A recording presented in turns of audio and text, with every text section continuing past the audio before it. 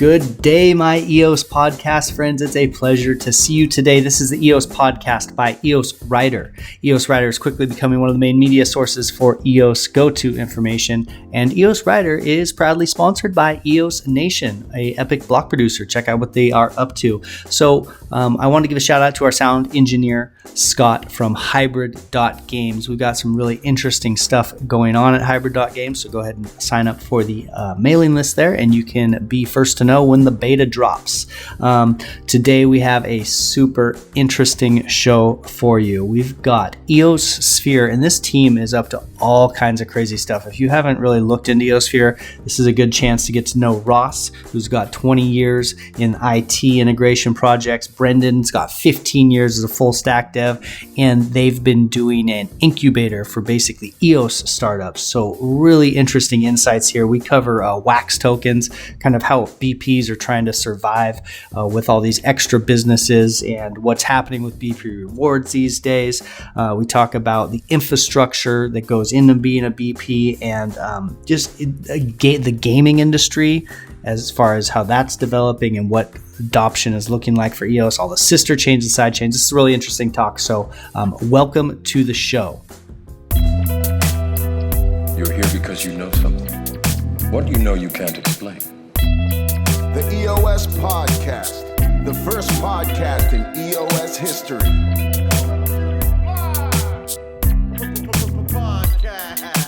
You stay in Wonderland, and I show you how deep the rabbit hole goes.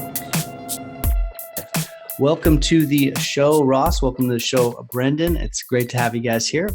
Ross, why don't you go ahead and start? And what do you think the most interesting thing going on in EOS is right now? I think absolutely it's got to be the block producer entities are trying to find alternative sources of income rather than relying solely on block producer rewards. It started off with us launching on multiple other side and sister chains. Some of those sister chains weren't there for alternate revenues. They were more like a mechanism for us to get some experience or exposure into a different community, or do some testing with some new technology, for instance, like what happened with Boss, with 3-second loss of reversible block and that kind of thing. But of late, many of the independent type block producers have started experimenting with things such as building their own applications, like what we do as EOS Fit Dev, building for clients, doing consulting, professional services. Of late, we also joined the Liquid Apps DApp network, which is we became a DApp service provider, which is a completely different overlay to EOS IO itself, where you offer services such as liquid accounts and VRAM, Oracle services, and cron, that kind of thing. But the idea is that it's a different economy on top of the EOS economy itself. I suppose on that same thread, another alternate source of income, which is some of the stuff that the exchanges have been doing, specifically some of the Asian exchanges, is where they start offering dividends for people to stake and provide their vote through to them as an entity, and then they would then provide dividends back to people that were doing that. So it's another mechanism of revenue. However, in conversation with some of the community members that I've spoken to, it's not so much a revenue thing for them, but it's more of a publicity thing. If you are a block producer, it looks great, and you're an exchange. It looks, they are a block producer, they're an exchange, we'll use them because obviously they're involved. So it's all about alternative sources of income, and I think that we'll probably see more and more of this happening as the pool of available block producer rewards gets smaller and smaller. Yeah, a lot of that gets competed out. These block producer rewards are getting competed out in really kind of interesting ways. And we know that a lot of the rewards are now currently going over to China and things like that. So yeah, it's really important for block producers to find ways to make money. I know Dan originally mentioned it about like 6 months ago. He said, you shouldn't be relying on block producer rewards. Unfortunately for most of the independents, we didn't have an existing business. We actually launched as block producers. And I mean, Brendan can attest as well. Even when you're building applications for new people into the blockchain industry or blockchain technology, it's hard to get the money and hard for them to get the funding, because really this is way before the wave. It's not, the technology hasn't even gotten hold into mainstream. This is essentially virtualization in like the 90s. It was that thing that some people do, but it's not really quite mainstream. And then you hit the end of the 2000s, and why aren't you virtualizing? It's that kind of thing. So it's all about trying to make a difference now to set yourself up so that you can have some kind of income. So you think right now it's kind of about surviving, being able to survive for a few years as a block producer until there's kind of some massive opportunities that come up. Is that what the plan is, or what? Well, we've certainly diversified, and probably we could use the phrase lots of irons in the fire. We always measure it, like whatever we're doing, we want to ensure that it does good by the ecosystem, and it's good for token holders, and it's going to ultimately improve the value of the token. We don't just go and join a side chain for the purpose of joining a side chain. Like we joined the Icon Ore Protocol network because we know that single sign-on and being able to sign on with your OAuth Facebook and Google accounts is going to, reduce some of the friction for new users coming into the blockchain space. So we see it as a pro, and we do that kind of service. So ultimately, EOS.io and the technology is only going to be profitable when people start to use it, and you have more applications, more dApps being built, and more adoption. And that's what we're aiming for. So we're trying to bootstrap adoption of this technology. At the same time, we're trying to keep ourselves funded. So it is a little bit tricky, especially when you're going up against an exchange that's an established business that sees block producer awards as a rounding error, and it's a mechanism for them to promote their brand rather than survive. Yeah, we were talking about that a little bit before the show. I think that there's some of these, like Nudex is giving out rewards or dividends to people for staking their tokens. What do the numbers look like, and how does that actually work? Like, how much are they keeping for themselves? How much are they giving as dividends? And do you know any of that details of how that works? So I can't speak with absolute authority, but it's somewhere around 1.8 to 2% APR, I believe. And they 100% back to their users of the service. I mean, it's really ingenious, to be honest, and I think that's something that we've been missing in the EOS ecosystem, is a mechanism to incentivize people to vote or people to engage with the network. And let's be honest, most people are buying cryptocurrency or EOS tokens because they want to make a profit. They didn't necessarily buy it because, hey, this is great, we're going to do this and make this beautiful kumbaya community. They bought it because they wanted to get some kind of return. And the only way to do that at the moment is to try and get some kind of dividend, or you obviously use Rex, right? But Rex certainly isn't throwing a huge percentage back. I mean, I don't know, Brendan, you did some calculations of what Rex looks like at the moment. They actually both look like they're fairly equal. So Rex does about 2% APR as well. Rex is a bit tricky to monitor because it has heavy spikes. Every now and again, you get a massive spike of payouts. So, but on the whole, it's looking around a solid 2% APR. So it's a bit tricky because now Rex didn't really incentivize a massive voting pump. But if you combine, the nice thing is that you can combine a Rex and a Nudex sort of thing. You can vote, or you can buy the Rex tokens, get their return, and then you can still vote for somebody else who's paying out a dividend. So when you combine them, then you're looking at a 4, maybe 5% APR. That might actually entice a few big money guys who think, well, I want to be in EOS, I want to have crypto, and I can get a 5% return, which internationally is first world. That's a fairly decent return. Yeah. So the just to explain how those dividends are being paid out, they are basically paying those dividends out of the block rewards. Yeah, I think, well, we know for definite that it's out of the block rewards because they're a top 21 block producer. No, maybe there's some extra exchange fees that they're paying out as rewards as well, just to get the service going. So if you think about it, you capped it how many block rewards you can have. I think, I don't track them, but I'm assuming there's somewhere like 600 EOS, 700 EOS a day or something, which is obviously a hard cap if you've got 1,000 people using your dividend service. So yeah, like I don't know the mechanics of it. All I know is that it absolutely is incentivizes people to use the service, and even Western guys are now using that service because they get a return, and that's why a lot of people are here is to obviously get a return on their investment into EOS.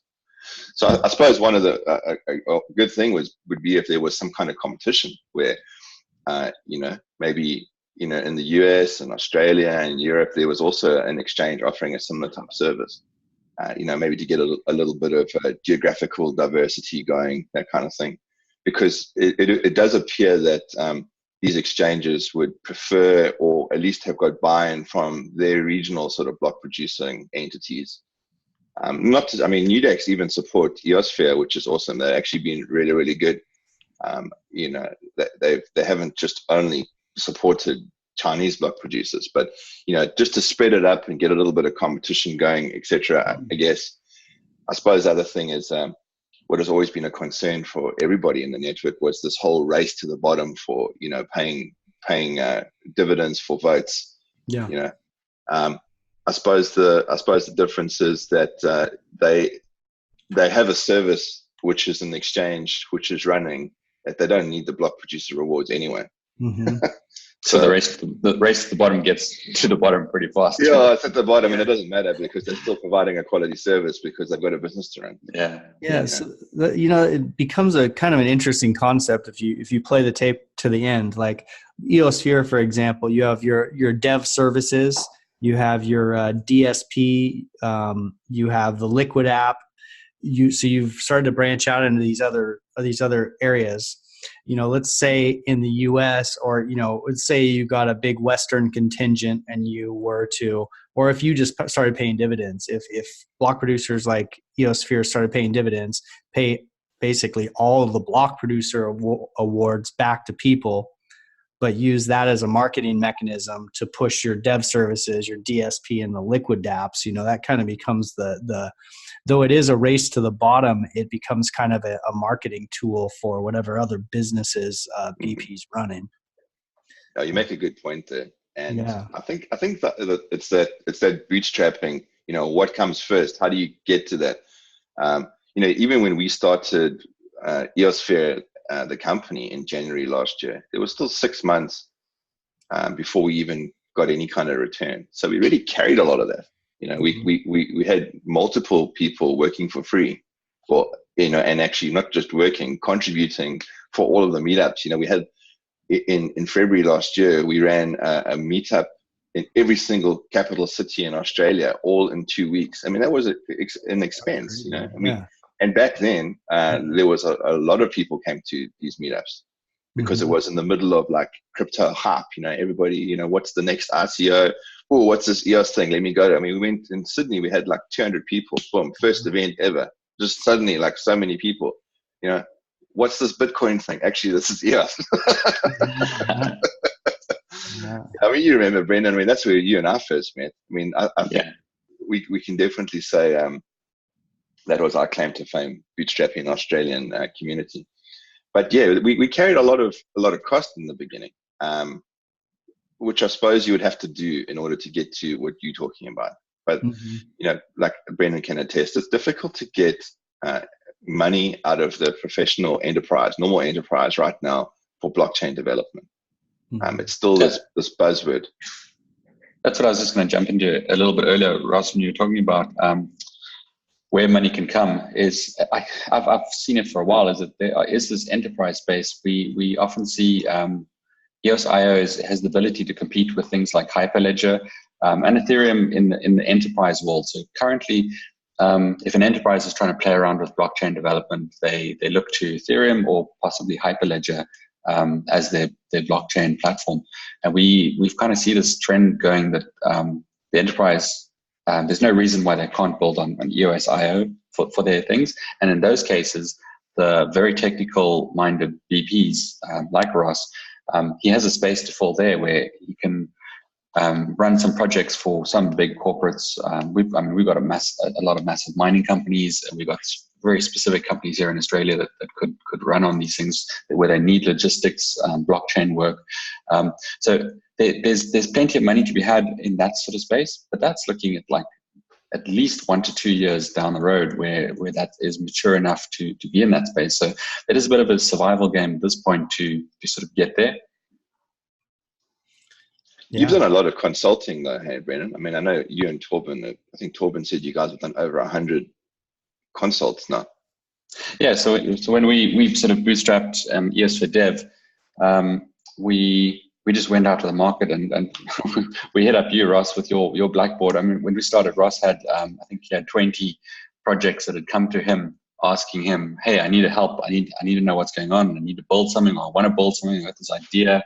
I don't know where to go from here. So the first week, Ross rattled off like 20 different contacts. And so we just started reaching out to them. We built a sort of consulting 30-minute session where we would have a chat to them, listen to their situation, listen to their problems, and then formulate a sort of a way forward for them out of there.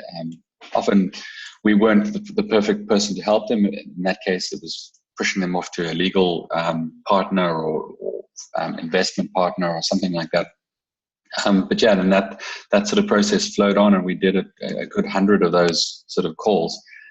Really trying to find our feet as a consulting business, trying to work out our processes, and that was great because we've come out of that with a solid sort of approach to how we speak to new startups and how we help them through and ultimately build something for them.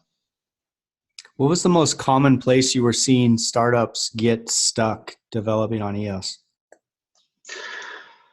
A lot of ideas and assumptions of how EOS.io is, and I'm talking about maybe even 6 months ago.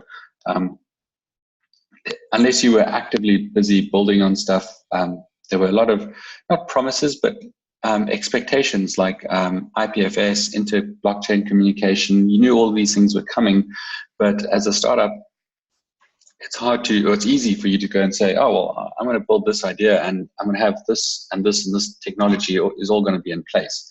And that wasn't really there yet. So it was a bit of guidance in that sense. And also at that stage, we were talking about end of 2018, beginning of 2019. It was heavy crypto winter. So most people who perhaps had their own funds from whatever holdings they had in crypto weren't looking to part with it or couldn't part with it to invest in even their own startups ideas. So a lot of them were really trying to look for funding, and we needed to try just suss out and guide them because in the past you could, just go and do an ICO and you'll be fine. But obviously that wasn't going to work. So we were actually ultimately trying to weed out the good projects and then push them towards more traditional investment. So help them get, first step, if they don't purely have an idea, was to get them to a point where they can have a basic website that is going to be aimed towards an investor, not the end user. Get a bit of not your typical ICO advisory board, but get a solid advisory sort of team together. So when you approach an investor with an investor deck, they're not investing in the idea, they're investing in the team. So that was one of our focuses, was to make sure that you had a good core team, and then basically EOSphere Dev as your sort of technology consulting sort of team to give the sort of trust and over to the investor that you can actually build something. From my perspective, watching some of the consults that you and Torben are doing, it's like everybody wants 1 times blockchain. I've got this business. I need to be blockchain enabled. Please, can you just build me a blockchain? For no reason other than just because it's got a cool name. another thing is because it's seen as this sort of community, open source, free thing. Nobody wants to pay for anything. Mm-hmm. So like you know, look, and we have some excellent clients that are the exact opposite of that.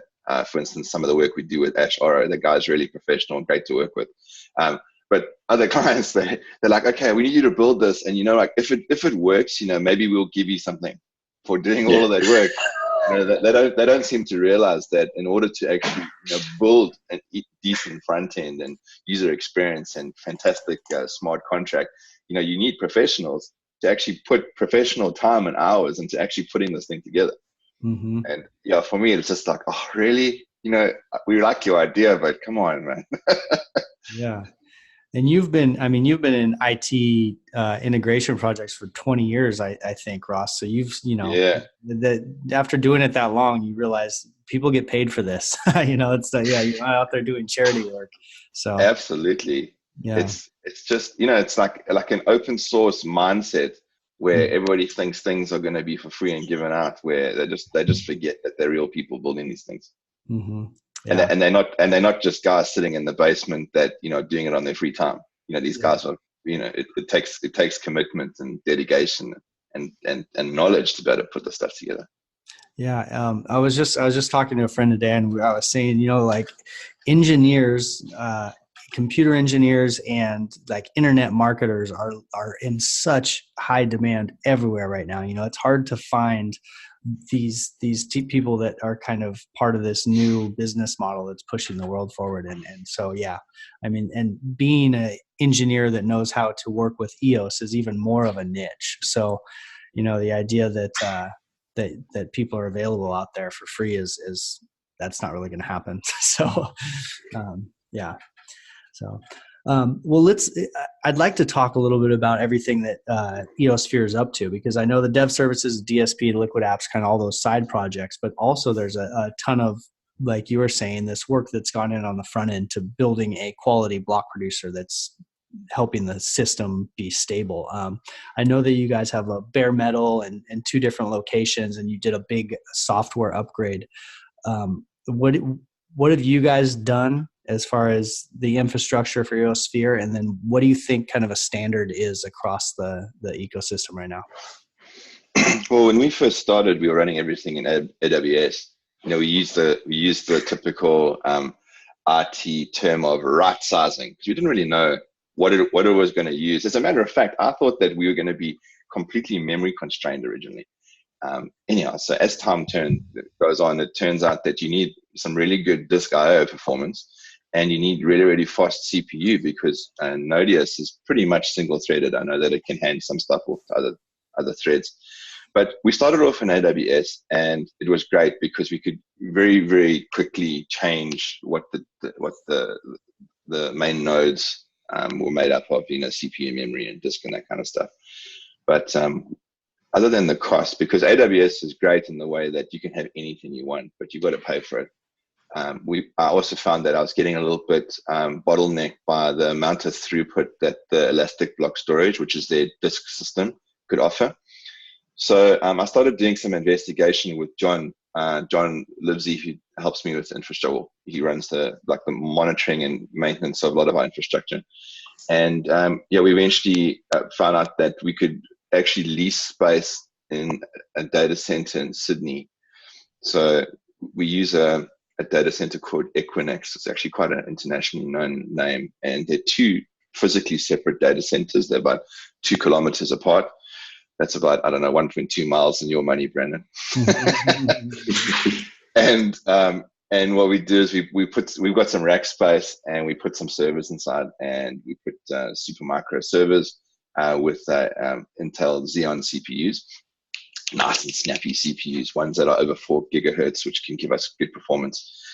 And and we built that all ourselves, right? So we've got, even remotely, I've got BIOS level access to those servers. And we put our own firewalls in. I put 2 Juniper firewall clusters that fails over between the 2 data centers. So we've got geographical diversity, and I'm load balancing over 2 data centers. So we haven't turned off a data center because it's probably unlikely that the whole data center is going to go off, but we can fail over between those two.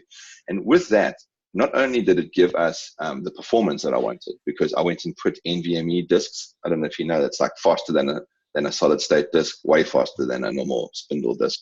They're like these NVMe chips, and I put those into like arrays in the servers. But because I've got bare metal access straight through to the CPU itself, it gets really, really fast.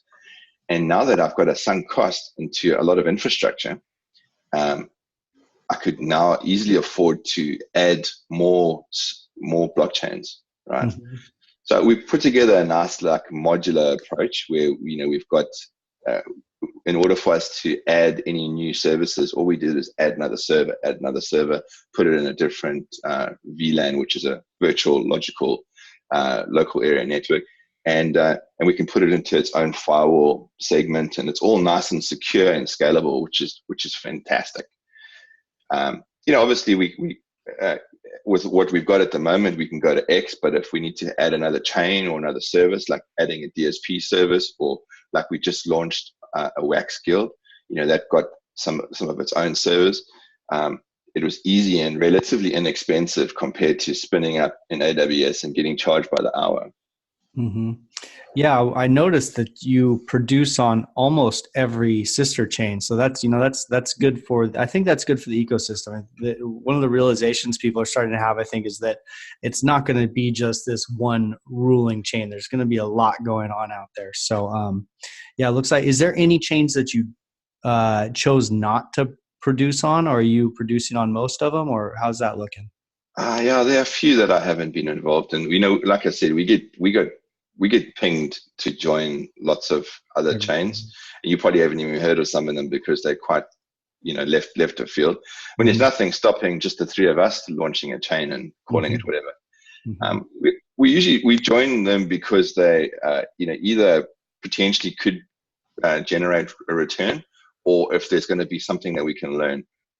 Like for instance, we are on EOS Force, right? Mm-hmm. And we like one of the only Western VPs on EOS Force. And it's great. And that community is awesome. It's really given us a nice connection through to our Chinese colleagues. Okay. The guys are, very pleasant with us. And, we make the block producer calls double the length of time that they probably should be, because everything needs to get translated. Mm-hmm. And then in other ones, like, we actually produce this on Worbly, which, we still hope, it's a financial services network. Hopefully there will still be a place for it, and we're getting there. And Wax is awesome because I love that. The idea that it's an existing business model, the idea that it was actually running on Ethereum and now it's moving across to EOS. Oh, come on, you got to be part of that. Mm-hmm. That's just awesome. And that's a whole new community. I see inside of the Telegram group, I don't know these people.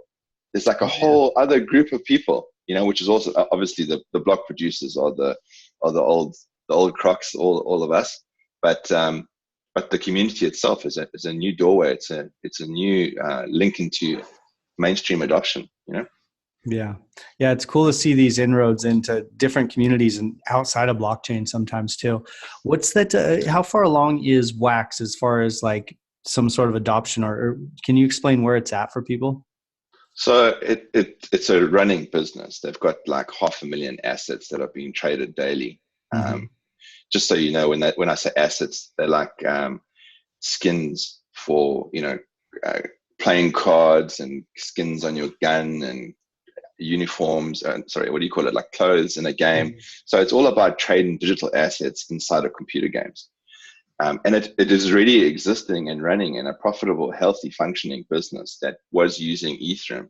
And now I've realized that there's probably a benefit to coming across the ERSO, free transactions and the like. And where we're at right now is they're doing a token swap. So you send your ERC20 tokens through to a gateway that burns your ERC20 tokens and then gives you Wax tokens running on the EOS IO chain. And there's a window at the moment that if you do a swap, you have the ability to get double the amount of tokens if you hold them staked for 3 years. Okay. Which is really cool. And you also get incentives for voting. See, how's this? One of the first ones, actually EOS Force does it as well. If you vote, you get a dividend from it's one one token, one vote, and you get a dividend from it, from the block producer. But on Wax, you have to vote for more than 16, and they'll pay you daily rewards if you keep on voting and continue participating within every 2 weeks. So they're trying to get that engagement. They're trying to keep people voting, keep people trying to claim rewards, use that to get a cool playing card or a new skin. It's very vibrant, very like a computer gamified. There's a bit of excitement in the community. Everybody wants to be involved in playing, you know, which it seems to marry up quite nicely to how we want our governance to work. We want people to vote, you know.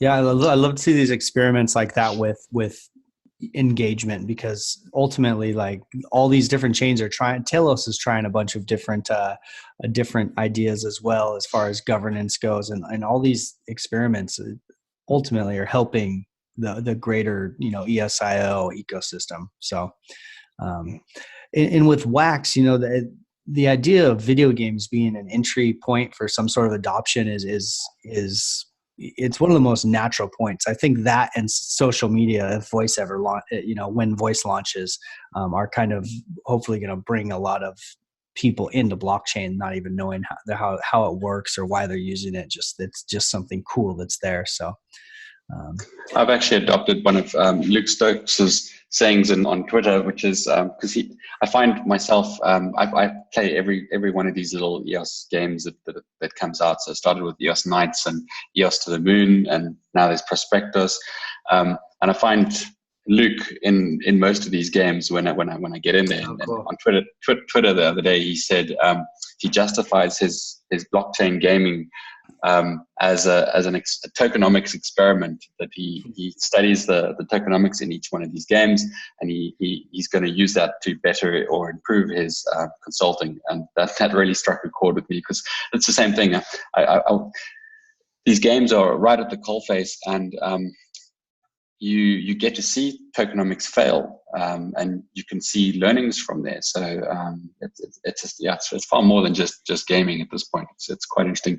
And you need something like this to drive adoption. So if you look at the internet, things like the porn industry back early days, that kind of drove the internet to where we are today. So it can be this weird sort of niche or space that can drive that sort of adoption. I definitely see gaming as one of those driving forces in the blockchain adoption. Certainly EOSIO, because of the free transactions, it just makes sense. Yeah, absolutely. Prospectors I've been meaning to try out lately, but yeah, that's another one where you get to see some of these tokenomics at work and see how things are working. So what's your favorite game out so far? What's the kind of most sticky game that you've played with? Well, EOS Knights, I hung around to the dying last things. The tokenomics died, and I built up such a strong character that I just can't really throw it away. But Prospectus, it really looks exciting. I think Luke also mentioned one of his things is he's invested a whole bunch of money. He's built a plot up with jobs. He's probably going to lose the money that he put into it, but oh well. But I actually think there's legs on this one. It looks like they've built a tokenomics that is sustainable, certainly for the foreseeable future. I think the only risk is that it's too profitable and you end up getting miners come in with their cheap labor, banging on keyboards to work the system or something. Yeah, it's actually interesting. I mean, I've looked at it now, and pretty comfortably you can spend 20 EOS and generate 75 EOS a month off one account. Okay. So you do the maths on that, it's pretty good, and you can start paying people to do that for you. So yeah, interesting. I think that would be a risk for their platform at this point. But I do see that they actually inside the game, they've got an entity called the jail, and so I don't know if they're going to, and the people that are in the jail, there's a number of them, and it's like for a full year. So no way. Perhaps they've thought of this, and they'll put you in jail if you misbehave.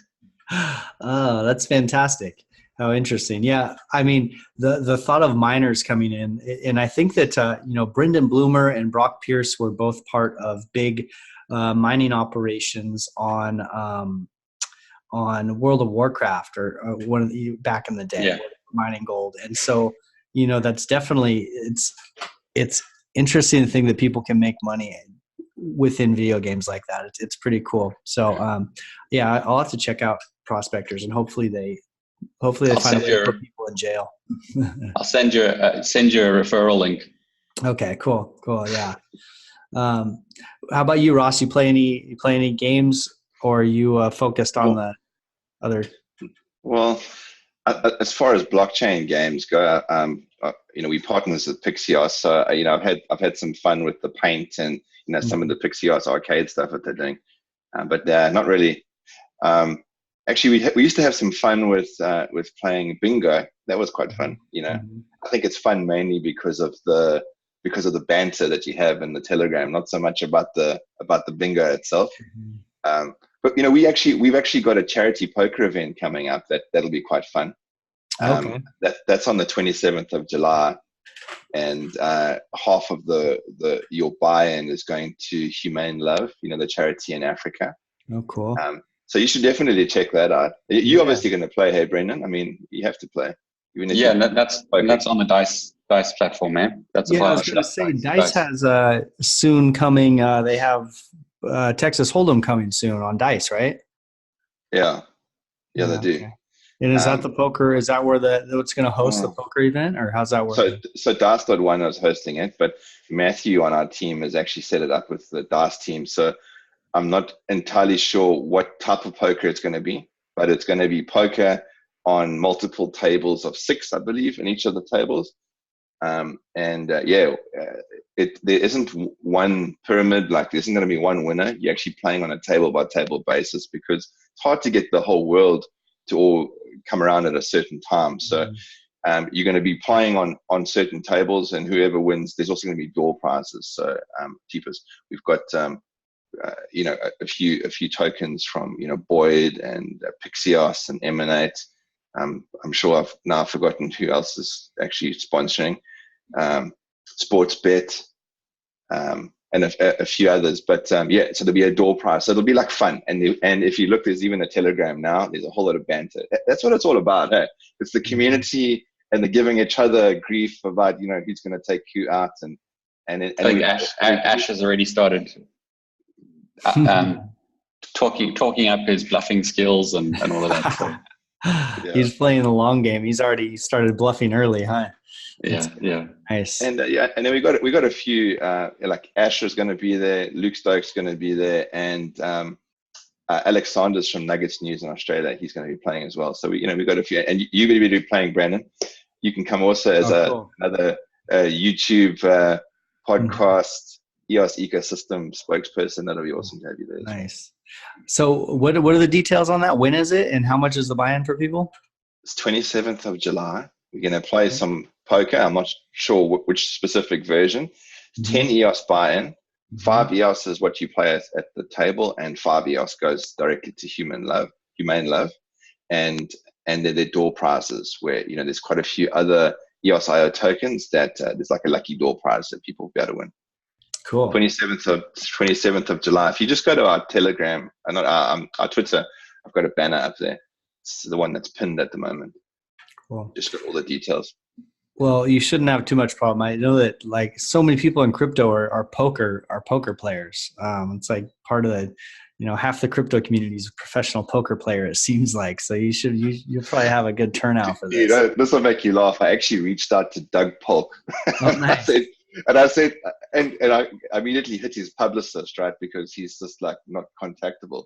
So I sent him an email saying, come on, this will be pretty fun. So it'll be funny if he turned up. I doubt it though. We're probably so small fry for him. That'd be cool, man. Well, yeah, I know a few guys I'll reach out to and let them know that there's some poker going on.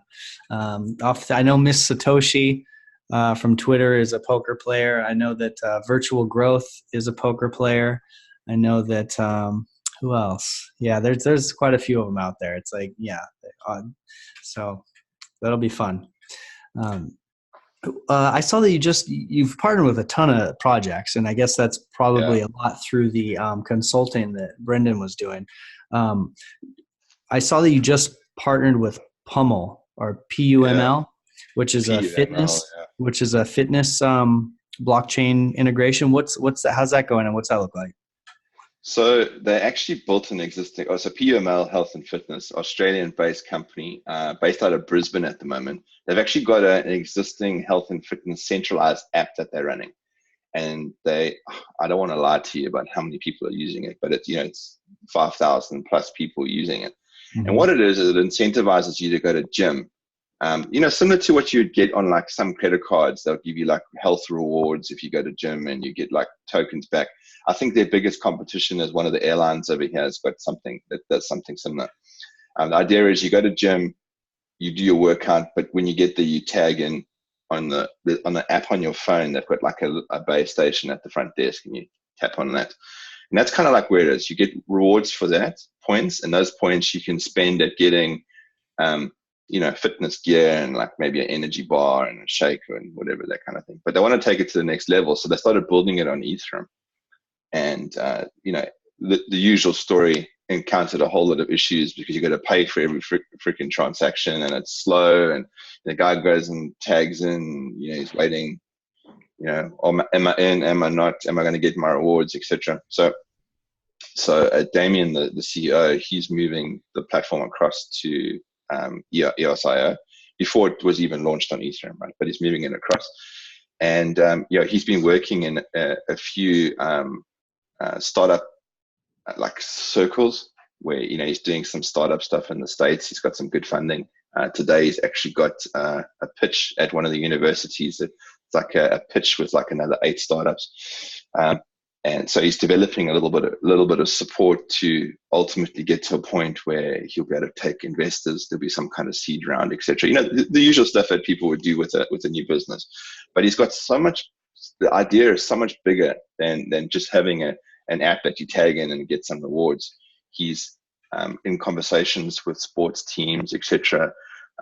Like where you would be able to see what your favorite sports star is doing, and if you can match their exercise regime or whatever percentage of it, you would get rewards for doing that kind of stuff. It's all that kind of thing. And I think that it's got an existing community already using the centralized app. It's interesting also that they don't use Telegram at all. They use Instagram. Oh, okay. All of the, I think the proverbial is gym bunnies. They all use Instagram. They take photos. And I didn't know that you could do this, but they actually talk to each other through Instagram. They're like groups and things. Yeah. So, there's a few thousand people in their Instagram. And the platform, he's got more and more ideas. I know that Justin Buck has actually sort of helped us a bit with gamifying it. He actually works for his, Brennan, what is the name of his company again? He's actually the keys to. No. I'm thinking of a different person. Yeah. Yeah. Justin Buck has got a company called Bounty Block. And they help with gamifying dApps. So he's kind of working a little bit with them. He's got this pitches going. He's got like all these really, really eager people to gamify going to gym and keeping healthy. And I think that's where the platform's going. And I'm very happy to introduce anything that's going to bring more users to our space. So we help them introduce them through to all the EOS.io communities, and he's getting assistance from all these guys, which will just help it grow. I mean, it's not like EOSphere Dev or EOSphere have all the answers from, even though I know, Brendan, you'll probably be building some stuff for them as well. But, it's all about getting everybody together to try and get some new users into our ecosystem. And that's kind of like where we're at, PUML. And you're right, we've got lots of partners. I think we've got about 15 partners. Of those, about 8 of them are pretty solid, building some really, really solid products. Obviously, Emanate, which is the music platform, ensures that artists get fairly compensated. That's the jumper that you see Brendan wearing. It's also going to have like a Spotify type front end, Google Play kind of front end. And also helps artists to be able to collaborate and sign contracts together using, EOS.io Ricardian contracts where we can agree on, how much you own of each song, what the equity split is of each song, and you get paid in real time. I'm also the CTO for MNAT, actually. So it actually started off with us just being partners, helping each other out, doing some consulting, getting some devs, and joint meetups, and now it ended up me just stepping into the CTO role. We partners with Pixios, Fred and the team. I know Matt is heavily involved in their Telegram community. We also just recently partnered with StrongBlock. Okay, cool. So Thomas Cox, StrongBlock, and I think it must be about 14 or 15 as well, block producers and other entities, all about building enterprise type solutions and running blockchains for the enterprise. As a matter of fact, Wax is a partner with StrongBlock as well. So what is StrongBlock? It's a group of block producers that kind of go as a group and help run enterprise blockchains. Brendan, do you want to give that a rundown? So they're building a platform. I often describe them sort of as the Oracles and IBMs of the existing world in corporate land. So say you've got a big logistics company like Merck.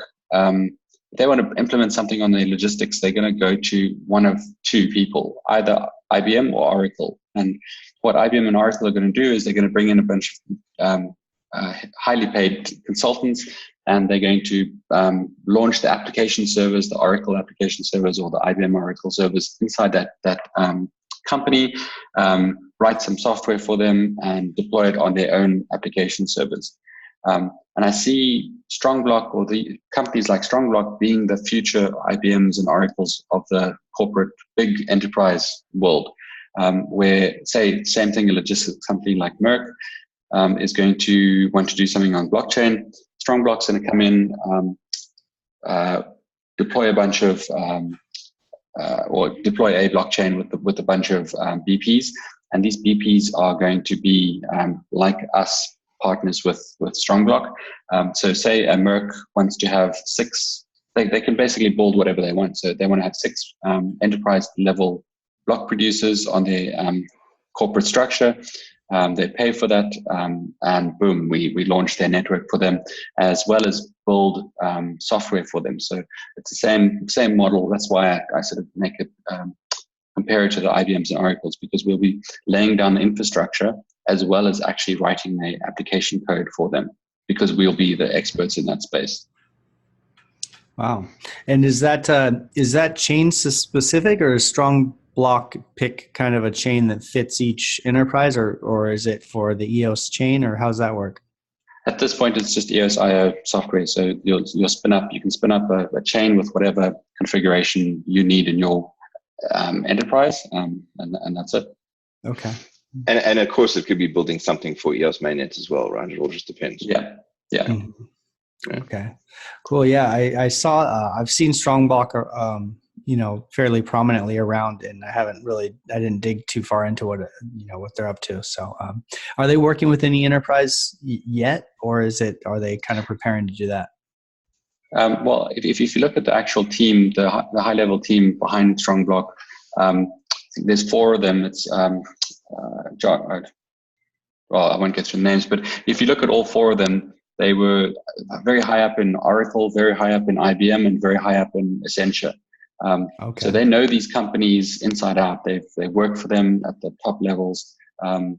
So just very enterprise focused. They're essentially building their building blocks at this point. Trying to build a lot of exactly as I just said, the building blocks to be able to launch EOS.io chains and have sort of demo services that you can show off the capabilities, and should obviously help them sell to the corporate world. And that's why I said we're still a fair way away from that. I mean, looking at probably 1 to 2 years before you can actually earn a decent living off that as a block producer on that system for corporates. Yeah. What do you see the kind of the future of the EOS main chain as, let's say, enterprise starts spinning up their own chains on EOS.io software, and there's lots of sister chains. Do you think that the main chain kind of remains a hub that tokens transfer in and out of? Do you think it kind of becomes an island, or what do you see how that pans out as things go forward? Well, my opinion is absolutely, I think EOS, as in the token EOS, the mainnet that we've come to know and love, is ultimately going to always be the hub. You can spin up all sorts of different sister chains or forks of it, but if they want to do any kind of global commerce, should we call it? I don't know, economics between them, we'll need to get some kind of RBC going between the main core. It's almost like, I don't know, Bitcoin and all of the altcoins around it, something like that. I mean, obviously there'll be some sister chains that are more valuable than others, but I think ultimately EOS is going to be the gold and everything else will be silver, or built for different things. It doesn't necessarily mean that it needs a economic token. I mean, it's a platform after all, right? It's a general purpose platform for you to build applications on top of it. It doesn't necessarily have to be a financially driven thing, But yeah, absolutely, EOS is always going to be there. And you can already see that by the big step of Voice being committed to the mainnet. So they've chosen that as their platform and their space, where they could have launched a side chain or something closed off that they had full control over or whatever. So that's already one step in that direction. Yeah, I mean, there's all sorts of needs like these corporate entities that I was mentioning.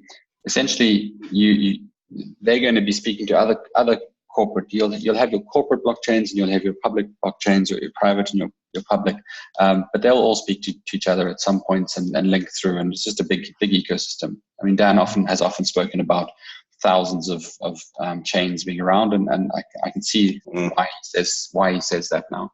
Mm-hmm.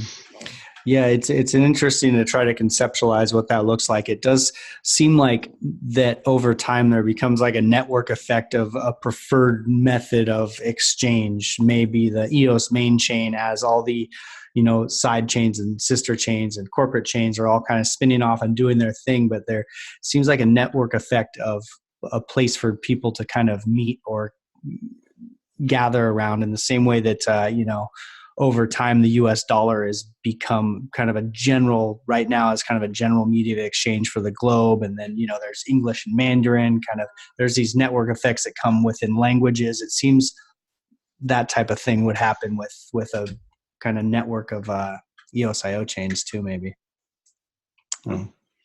Yeah. So what's next for EOSphere going forward? Well, my focus at the moment is getting ready for 1.8 upgrade. Mm-hmm. So it's not just on mainnet. It's also on all of the other side chains one at a time. I know on the Meet One side chain, we're getting ready for that. I think the biggest challenge for me is we actually run history. We run a light history node. We keep 500 actions of every single account. And if you query something older than 500 transactions, I then push it either to Greymass or Sweden. We've got the only full classic history version 1 nodes out there. But it takes ages, man. It takes ages to replay. Oh, that's the thing. So with 1.8, you have to actually replay the whole blockchain again, which means that it takes your existing block database. It's called a block log. And it has to go through and run through every single transaction again to build a state database, as well as the actual history information inside another state database. And it takes like 2 months. That's wild. Even though I'm only keeping 500 transactions, it still has to go through all of them to get to that point. Mm-hmm. And the only reason why I'm keeping 500 and not all of them is that I think that database is like 10 terabytes. And if I'm keeping 500, I get away with like 600 gig round all up, which is not too bad. That I can easily manage. 10 terabytes of high-speed NVMe disk is in a data center is like pretty pricey. So every time EOS IO upgrades, like it's upgraded to 1.8, do people need to replay the entire blockchain for the upgrade every time there's an upgrade or no? Oh, It's okay. just because of 1.8. They changed some of the mechanics of the consensus mechanism. It's still depots and everything, but they made some optimizations and added some new features that involves the replay. And that's why you would hear that there's multiple conversations going on. Actually, we had a call last night all about it. Everybody's trying to get ready because we're meaning that we have to replay all of our full nodes, and we need to agree on a cutover time, because when it cuts over, you have to set a flag in Nodius to say, or at least the top 21 block producers have to set a flag. And then that means that we move across to the new mechanism. So it's all good. Mm-hmm. The EOS community is awesome, right? Everybody is very dedicated and engaged with each other. Everybody knows everybody. You know, it's not like we're going to have a war like with a BTC fork or anything like that. It'll get done. It'll be fine. We just need to be prepared, and that's what we're doing at the moment.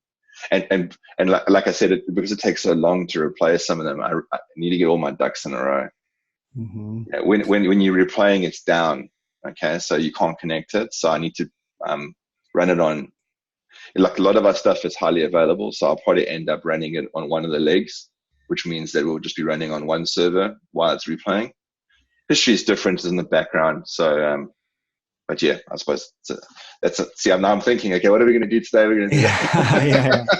So what happens? I mean, it's already to, what'd you say, 10 terabytes? Is that what you said? Yeah, 10 terabytes for the classic history, which is really been depreciated.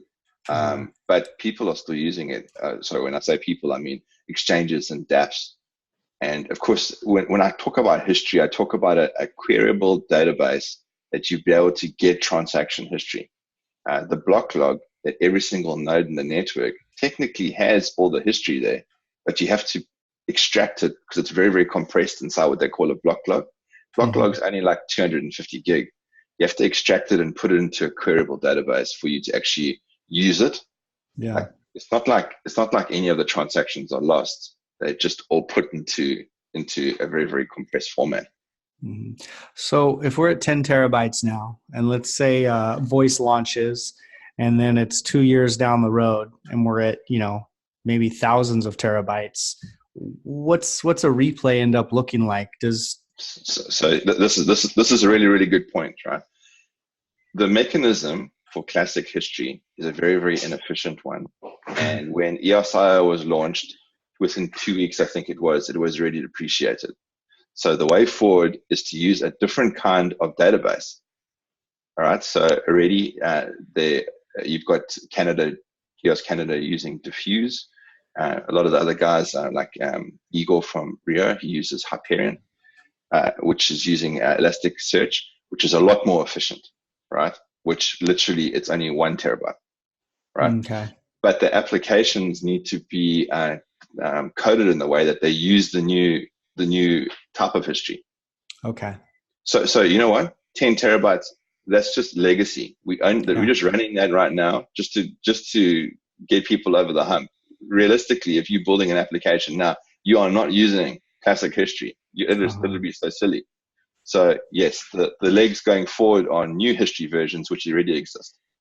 So it ends up falling on the teams developing dApps to make sure that they're using the correct sort of. The live history that we're running at the moment is based on classic history, and we're only doing it as like a community service. Mm-hmm. We want to just ensure that all the users have some kind of continuity. But realistically, they should just be turned off. Yeah. But if we just turn them off, then everybody will go, "Oh, nothing's working today. Why can't I, get my information in my Block Explorer or whatever it might be?" But ultimately, everything is going to be moved, and I'll be surprised if we're still using classic history in 6 months. Okay. So it's all good. It's good news on the horizon, right? It's just trying to get people to upgrade. Yeah. I guess that's how all of EOS has been and probably will be for a long time, is just people just fixing stuff in time for everything. Just keeping just ahead of the what development that need to be. So we've gone through a lot here as far as Eosphere goes, but I'll do a quick recap, and then you guys, I'd like to add, have a chance to add anything that we've kind of missed here. But we talked about your bare metal and your huge infrastructure upgrades and what you're doing there. Talked about all the sister chains and side chains that you're producing for as part of the ecosystem. Your DSP, your DApp server provider, your partnerships, that you have multiple partnerships that you mentioned. You've done meetups all over Australia, and you have the development and consulting services. And, one thing that we didn't touch on too much, I don't think, was like your technical articles and videos. You've put out quite a few of those.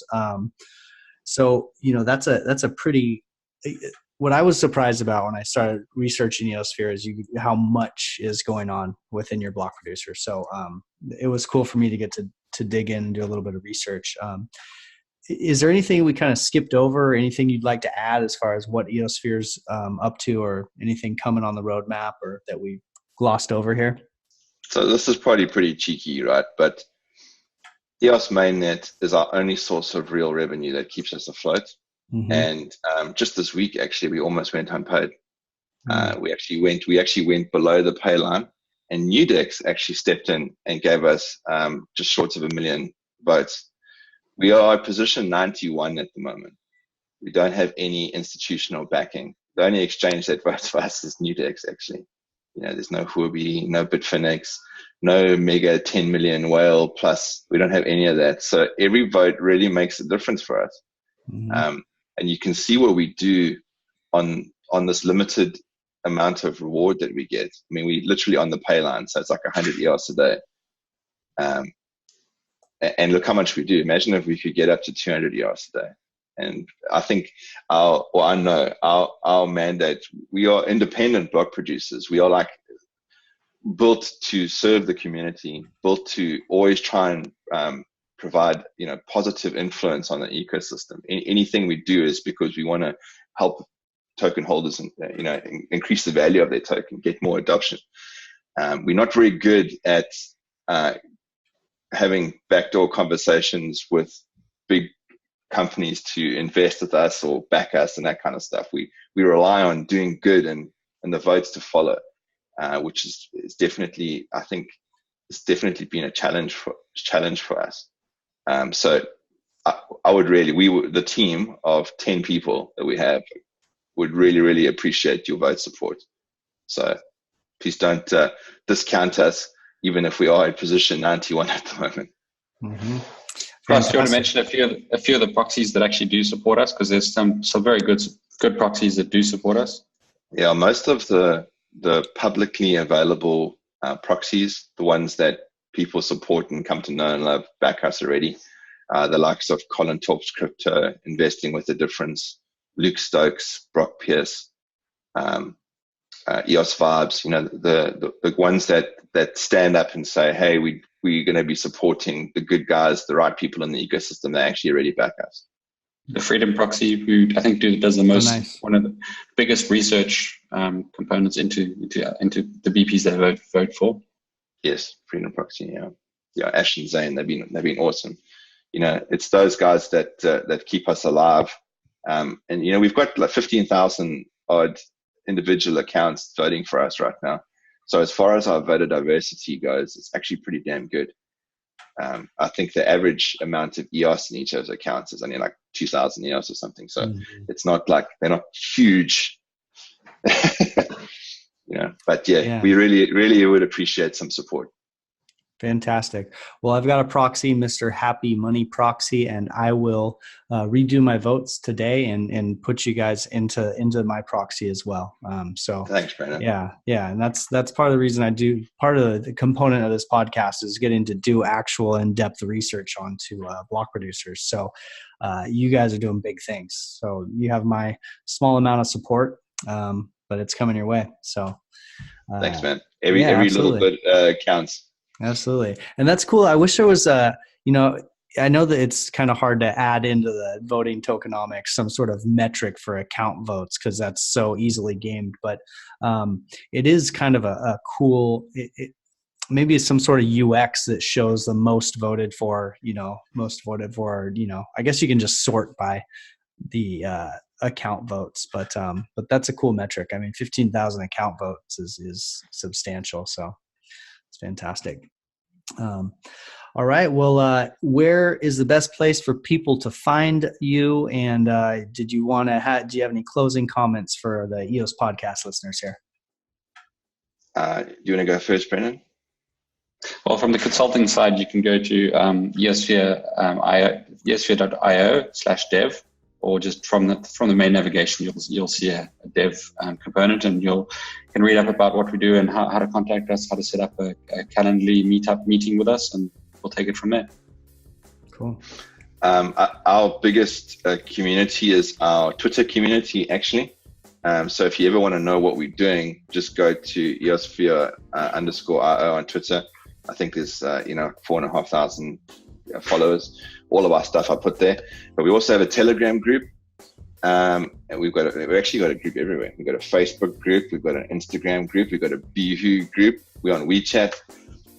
There are quite a few, but yeah, all the announcements are definitely Twitter. And if you need to contact any of the team, hit us up in our Telegram, and we can, help you out, partner with you, see what you're doing, see if there's some kind of synergy that we can do together in order to increase adoption.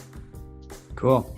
And this is the EOS podcast, my EOS podcast friends, the first EOS podcast in EOS history. So been going at this for almost a year and a half now, 110 episodes. So appreciate everyone that's, been along for this rad journey. It's been really fun.